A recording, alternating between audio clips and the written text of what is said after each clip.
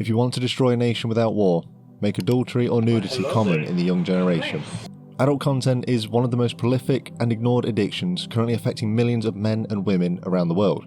Regular consumption of this is so bad for individuals and society as a whole, and has been known for generations, that even in the war in Gaza currently being waged between Israel and Palestine, Israel are regularly trying to broadcast and show adult content to the Palestinians to try and degrade their society and make them more docile.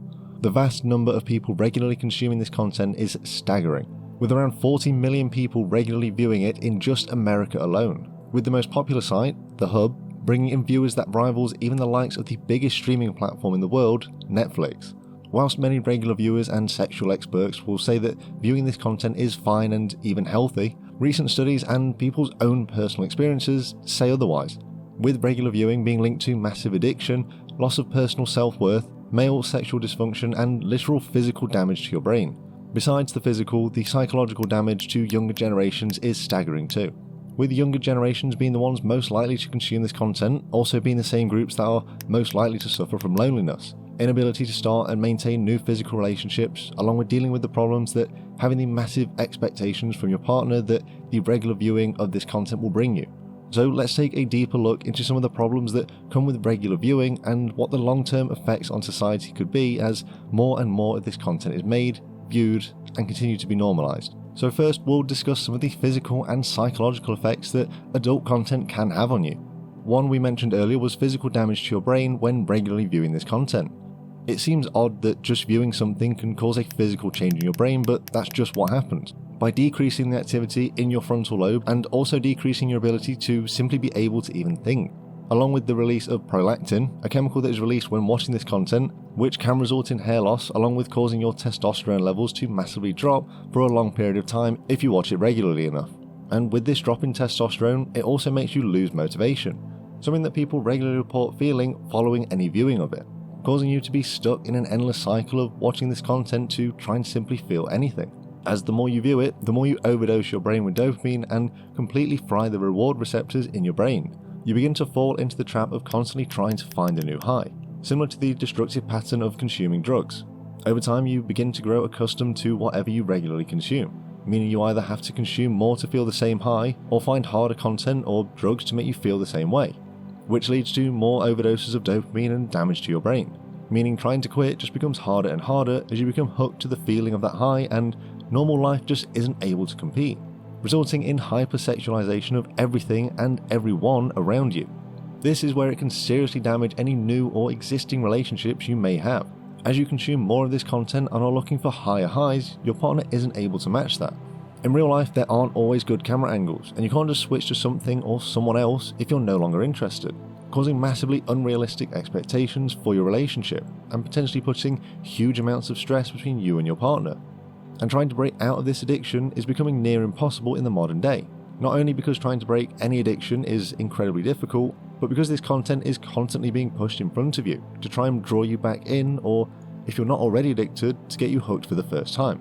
Just think about how many times you've been scrolling through Instagram or TikTok and you see a post or reel of some scantily dressed girl dancing out of nowhere, or a page you follow being paid to promote someone's OnlyFans. And the social media companies are even leaning into this to keep you on their platforms for longer, and it's now even being used as a form of psychological warfare. Just look at TikTok, for example. ByteDance, the company that owns TikTok, essentially has two different platforms for Chinese and Western users. Similar to what I mentioned earlier with Israel trying to broadcast adult content to Palestine to make them more docile, China is doing the exact same on TikTok. On the Chinese version of TikTok, what gets pushed the most are videos of people showing hard work and inspiring everyone to come together for the betterment of the country. Compare that to Western TikTok and you'll see more half-naked girls getting promoted regularly than any king in history would have been able to see in his entire lifetime. Trying to escape from the destructive cycle is becoming harder and harder every day, and the adult companies know just how to get you hooked, and that really, it's only a matter of time before you do. They've done everything to make the content readily available for you, and have even designed their websites to look exactly like the ones you regularly use. So for your experience, it's as if you're just browsing YouTube like normal, meaning any hesitation you had quickly goes away, as it's like being in your normal state, almost like a home away from home. So now that we know what effects all of this can have on any current relationships people have, it becomes quite easy to see what can happen to anyone trying to start a new relationship. In recent years, reports of lonely, single men and women have risen to levels never seen before, as people are stuck in these dopamine loops. Going outside and trying to start a new relationship with the potential to be rejected just isn't a risk people are willing to take, meaning they don't even try. And this doesn't just affect people who regularly watch adult content, it starts to affect the non-watchers as well. Because as less people go out and try to talk to each other, the social pool shrinks and eventually no one is out trying to make new connections. And the few people who watch this content and do go out have had their expectations massively warped and twisted to where nothing will excite or please them. And in recent years, with the rise of sites like OnlyFans, the companies behind all of this have made an attempt to prey off of this loneliness that the male viewers are experiencing.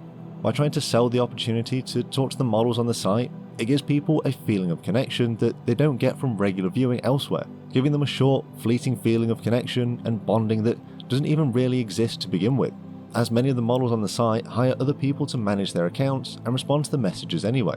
And along with the rise of OnlyFans came a massive rise in the Red Pill community, where men host podcasts where many of them discuss their resentment towards the women who participate in OnlyFans, often inviting them on just to talk down to them. But ironically, they also provide exposure to these same female creators that they're talking down to, feeding back into the loop of adult content. As many of you may have experienced, after watching adult content, many people report feeling shame, guilt, and sometimes even resentment towards the people they've been watching. So they go to these Red Pill podcasts, watch them talk down to these women they invite on, only to see a new, beautiful female content creator on there that they hadn't heard of before. So they check out their content and are thrown back to the beginning of the cycle. All parts of the industry are designed to degrade and warp not only how people see others, but also how they see themselves. The regular articles and reports of some women making millions of dollars on OnlyFans encourages women to take part in online content creation to show off their body online and essentially put a price tag on themselves of just a few dollars, even though the ones that make a lot of money are such a small percentage of the ones that take part, and the majority will barely even make a few dollars for their effort. And for men, it tries to teach you that women are there for nothing more than your pleasure, that you can buy them for a short period of time with no strings attached, convincing you to keep spending your hard-earned money on a few brief seconds of pleasure that's almost always followed by immediate regret. All of this overstimulation, hypersexualization, and overdosing on adult content has led to a new term for a select group of people online: incels. The typical image of an incel is an overweight, neckbeard sporting individual with long messy hair, who would typically be either a Reddit or Discord mod. However, this group aren't the only overdosers of this content anymore, and they really only make up a small percentage of watchers. Your average addict of this content can literally be anybody nowadays. Now, whilst incel may have been a somewhat more accurate term to use to call people who would indulge in their sexual fantasies back before the internet existed, and the only way to gain access to any type of this content was to go to a physical store or location to watch these videos, meaning the potential to be caught and the feelings of shame and embarrassment would typically hold people back from indulging, or at least indulging too much in their fantasies. Nowadays, anyone can indulge in the complete privacy of their home, making it incredibly easy for anyone to overdose and completely fry their own mind. As I mentioned earlier, all this overindulging has led to people craving harder, more extreme and depraved content to satisfy them, further ruining how they perceive others in their mind, and making the consumer feel even more shame when they're done, as they begin to actually realise what they've just watched. Something that you don't care about at the time because, as I mentioned earlier, when you're watching this content, your ability to think properly is massively affected. The regular world is completely unable to match any of this, and that's really for the best. And it's not just the viewers of this content that are affected either. The performers are regularly suffering as well, with the performers regularly having poor relationships with their families and substance abuse being all too common in the industry. Many of the female performers are tricked into the industry with the promises of fame and fortune, something that only a tiny percentage of those taking part ever make. And once they don't make that for the production companies, or as they begin to get older and their looks begin to fade, they're tossed to the side by the industry and forgotten about, but left with all the baggage and trauma they received from their time there, resulting in many of them heading to a last resort option that I don't think I can talk about on here without getting into trouble with YouTube. The effects that regular consumption has on yourself and society are there for everyone to see. However, it doesn't have to be this way. Quitting isn't easy. Like quitting any addiction, it takes genuine effort and discomfort to break the endless cycle and habit. But over time, you can repair yourself, your perceptions of others, your expectations, and most importantly, your soul. You just have to be willing to make the change and put that effort in.